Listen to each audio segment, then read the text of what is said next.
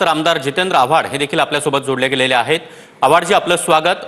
हायकोर्टानं राज्य सरकारला हा मोठा दणका दिलेला आहे। अक्षय शिंदे एन्काउंटर प्रकरणामध्ये सहभागी पोलिसांवर गुन्हा दाखल करण्याचे आदेश देण्यात आले। खरं तर कोर्टाने पहिल्याच याच्यात सांगितलं होतं की ह्याला जबाबदार पोलीस आहेत। त्यात झालेल्या चौकशीमध्ये न्यायदंडाधिकाऱ्यांनी पण न्यायाधीशांनी पण सांगितलं होतं की जबाबदार पोलीसच आहेत। आमच्यासारखे निवडून आलेले लोकप्रतिनिधी सुद्धा सांगत होते की ह्या पोलिसांनी कायदा हातात घेतलेला आहे आणि कोणाच्या तरी सांगण्यावरनं घेतलेला आहे।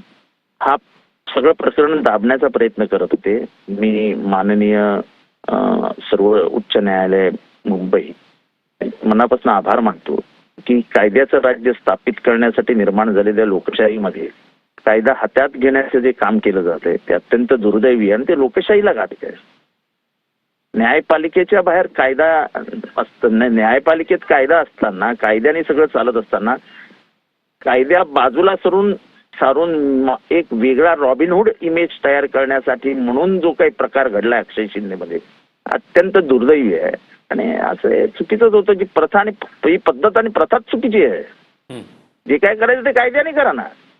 अक्षय शिंदेचा गुन्हा होता, त्याला कायद्याने शिक्षा दिली असती, पण त्याला 4 गोळ्या घालायच्या आणि त्याला असं काहीतरी वेगळं आपलं इमेज निर्माण करण्यात त्या राजकारण्यांचा हा प्रयत्न होता आणि त्याच्यात पोलिसांचा नाहक बळी गेला।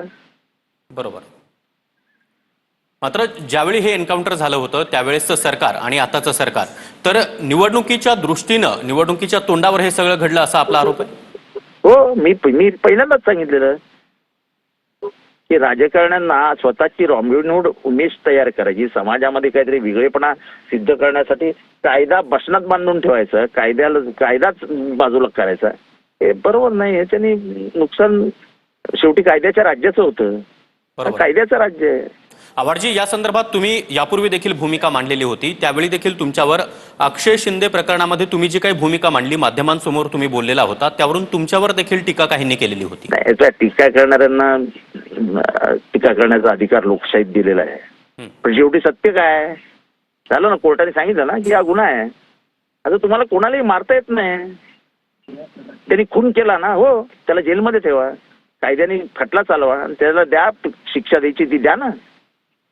गोळ्या मारण्याचा अधिकार नाही दिला तुम्हाला कोणी।